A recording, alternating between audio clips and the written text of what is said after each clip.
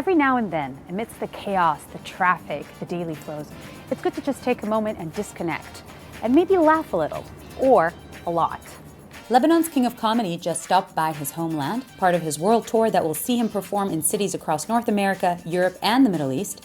Ever since he started being a stand-up comic back in 2006, Nemr has made it his mission to bring people together through laughter. My father shouted at me in front of everybody.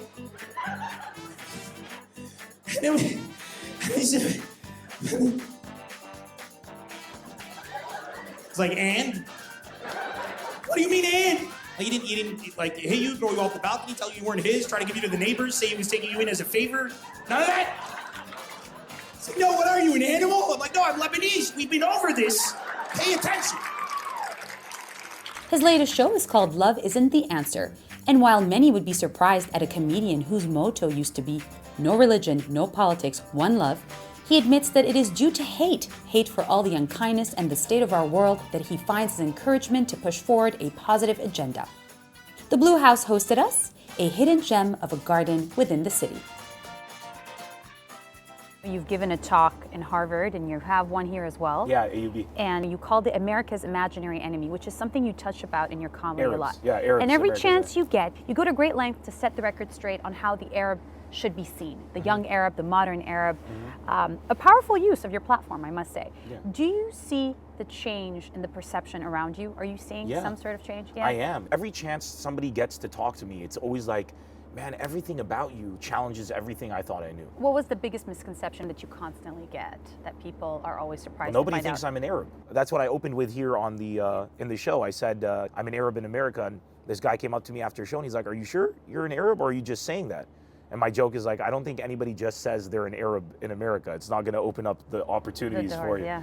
And I think the misconception is that people can't fathom that a Christian could be in the Middle East doing stand-up in front of everyone in English and could be building a huge career and uniting people. Which is what you did. Which is what I do, what I did, and that's a shame that you would think that Arabs aren't capable of that. I get offended for my Muslim and Jewish brothers and sisters in the region. Like, I believe that we could really do a lot more. So when I'm saying religion, I'm reducing it to its original form, like what we used to be. You know, when I said in my last show, we have mosques, synagogues, and churches side by side.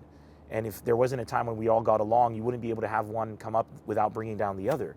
So just reminding people of the diversity that there is here shines a light on the South, let's say in America, where diversity isn't very tolerated, whether it's black or white, Christian, Muslim, Jewish, and you have all this extremism coming up. You start to realize that the Middle East is a lot better, and Lebanon specifically is a lot more progressive than some of the places that would have you believe they're the ones that are progressive. Of all the shows you've done, this one was probably the one with the most serious undertone. Yeah. And there were a lot of clear messages that were being put out there, and it kind of felt preachy at times. What was the intention there? It was leveling up stand-up comedy. You know, if you've seen George Carlin, if you've seen Richard Pryor, if you've seen Bill Hicks, if you've seen any of these big ones, big ones, comedy at its zenith, at its highest form, it's not about being preachy, because I've never gotten this much feedback on a show in my life. Where people had to say, listen. Yeah, they usually had to people talk. come up and say, that was can't wait to see you again. What a great time. Yeah. Nemr, thank you. And that's pretty much where it ends. Yeah. Now I'm getting messages from people talking to me about very personal things. I'm getting invitations to people's homes. I'm hearing from people who are in interfaith relationships, marriages, coming out of the woodwork. I'm hearing about people saying that they were crying at the show. And it's not because I was preachy. It's because I was able to turn the negative and make it funny.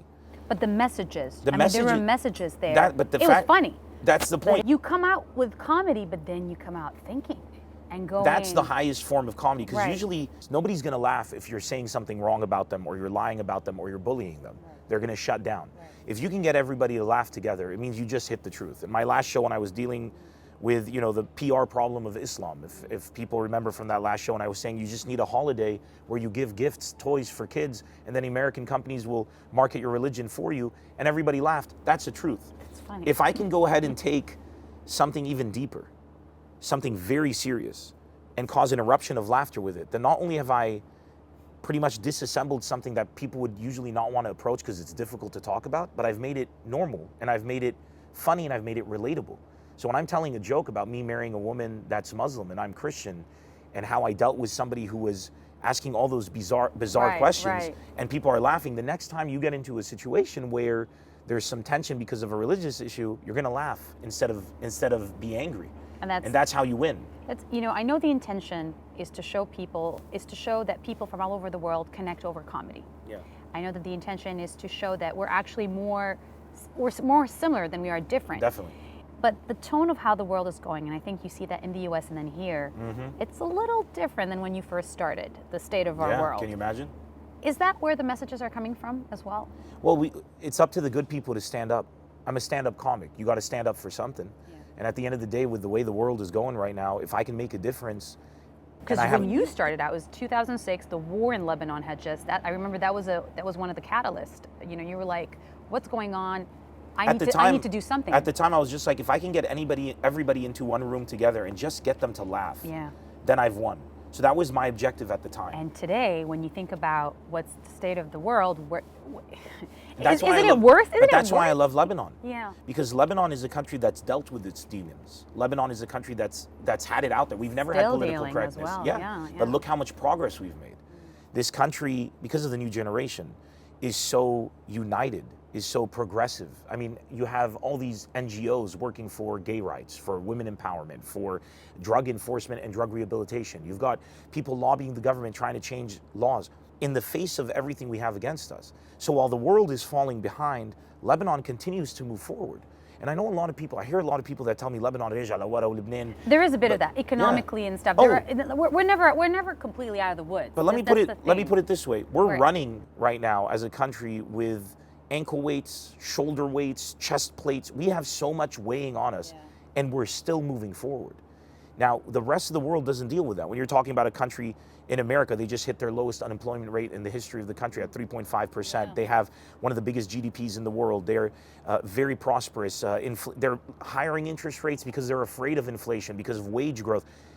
If you take a look at a country like that and see it's so divided, then you come here, unemployment is super high. You have a debt to GDP ratio of over 157%. We're at the border with Syria and ISIS is trying to get in. We got a government that isn't even formed yet. We haven't had the trash picked up in ages. There's a smell of trash going around in certain places you see. You still don't have electricity 24 hours a day.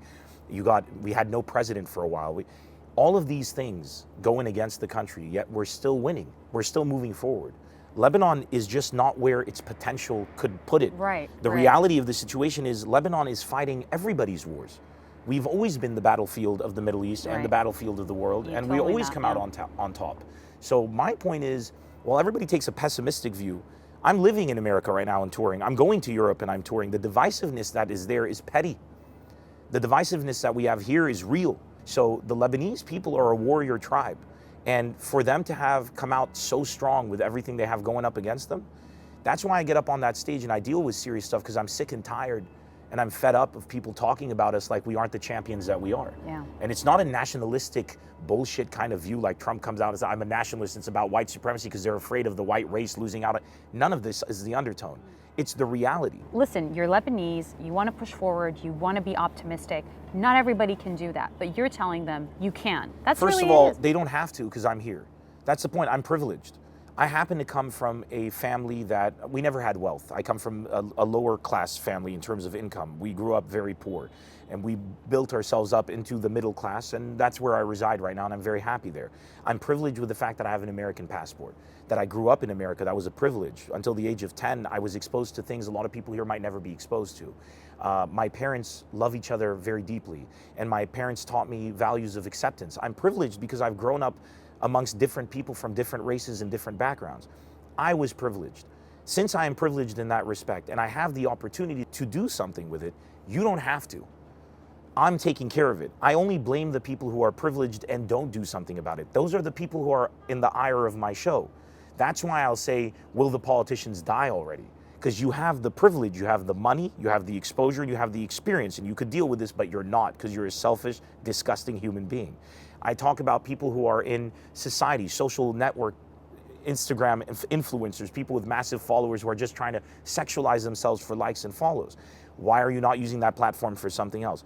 Those people I will hold accountable. But the everyday person who's the graphic designer in Lebanon, who had a project to submit when Trump decided to bomb Syria and the planes flew over Lebanon and bombed from here and they cut out the internet, who went to the airport, booked a business class ticket to Cyprus just so he could access the internet from the lounge in the business class lounge of the airport so he could upload his project on time.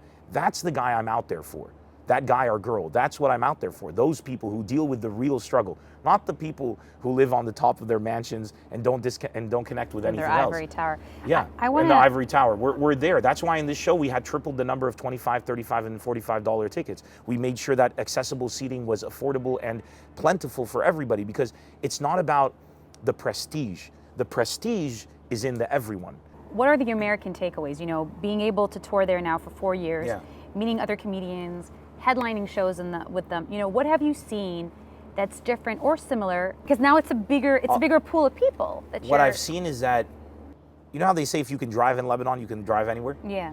If you can do stand-up in Lebanon, you can do stand-up anywhere. That's it. The crowd in Lebanon is the most sophisticated. They're the most unimpressed crowd. No matter what I've done in my career, just in that show, there were a couple of jokes that people didn't really relate to. Right. And they didn't laugh. There isn't that starstruck BS kind of like, oh my God, it's Nemr. There's none of that here in Lebanon. It's we love you, we respect you, now give us what we paid for. And when you go to America, crowds aren't like that.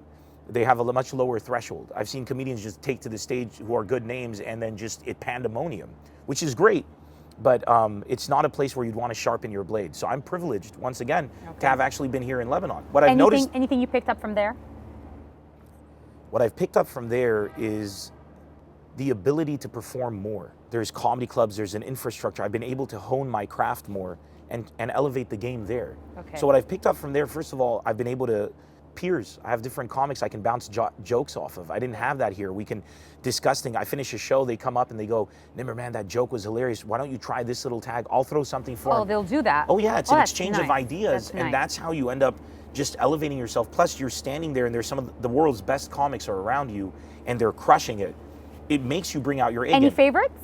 Blogger Wannabe. Al-Ama, Wissam Kamal, you mentioned a few of them here. Yeah. And you know, it's nice to see you actually encouraging the local scene as well. Well, first of all, let's be real. People like Al-Ama have a larger social following than I do. Blogger Wannabe has a larger social media following than I do. So it's not like they need my support. Lebanese memes as well. The reason that I did that was just to kind of say like, this is a new era where we lift each other up. Do you get what I'm saying? Like I wanted to celebrate. When I started doing stand-up, it was just me and then a bunch of weird Arab comics doing the same political and sexual and religious jokes. Now you have so much variety. Wissam does stand-up comedy and video sketches. Lama does mainly video sketches, some stand-up. Blogger Wannabe does no stand-up, only sketches. All hilarious. Lebanese memes is posting memes and enforcing certain societal norms that are helping keep our country together. Right. Then you take a look at Awkward, who I also shouted out, who are doing pop-up stand-up comedy clubs and doing showcase nights and telling people you can't film and like enforcing an American culture of stand-up. There's so much vibrancy.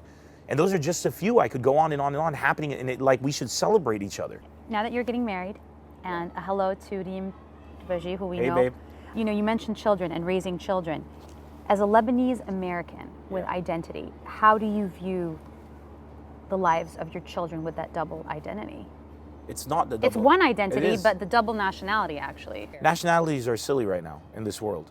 With the internet, it's become such a globalist world that really raising them there or here is the same. You mean to tell me that people in Lebanon aren't privy to the same thing that people in America are, or vice versa? Well, we grew up different than what they're going to grow up, right? No, of course. But I mean, we're exposed to the same thing now. We all suffer from the same risks. So first of all, I'm going to raise them where the money is, because that's the reality of the situation. Where I'm making money is where I'm going to be, but I'm going to aim to raise them in as many places as possible. So definitely Lebanon, definitely America, and hopefully more. If I can give them the privilege my parents gave me, sacrifice like my parents did for them, I'm going to do it. Yeah. All I care about is that they, you know, like the Ninja Turtles. If we can get that going, we're good. All right, so it's the Ninja Turtles. All right. Cheers. If you could make a rule for a day and everyone had to follow it, what would it be? Video games have to be played by everyone. What is something that is really popular now, but in 5 years, everyone will look back on and be embarrassed by? TikTok. What's TikTok? It's an app where people lip sync and dance to music. If it hasn't caught on here yet, it will, and it's going to be horrible. Oh, yes. It's going to be very bad. In 40 years, what will people be nostalgic about? Definitely not the pop music. What pop music? What pop Nobody's music? gonna be like, do you remember when Justin Bieber used to drop those great tracks? What will they be nostalgic about? What will they be nostalgic about? Do you remember when we used to have, like, we used to drive cars with motors and stuff and gasoline? You remember Oh, that? you think we'll be flying by then? I think we'll have electric cars. Okay. What No. is the most ridiculous fact you know? Oh, I don't know. Ridiculous fact? Is any fact ridiculous? I A don't lot think of so. facts are ridiculous. I think the fact that a praying mantis rips the head off of its mate when they fornicate and it comes to fruition, the woman rips the man's head off and decapitates it and then bears children. Moving on. You asked. If you were arrested with no explanation, what would your friends and family assume you had done? Something to make sure that I get even more popular so I could sell out more tickets. What secret conspiracy would you like to start? That Bruce Lee is Lebanese. I'm working on it. If life were a video game, what would some of the cheat codes be? God mode. And then you would have, which means you don't get any, you God don't take mode. any damage. Okay. And the fact that you could walk through walls. That's no clipping. If you're a gamer, you know what that means. There you go. Yumna for president. Heart to heart, it's done.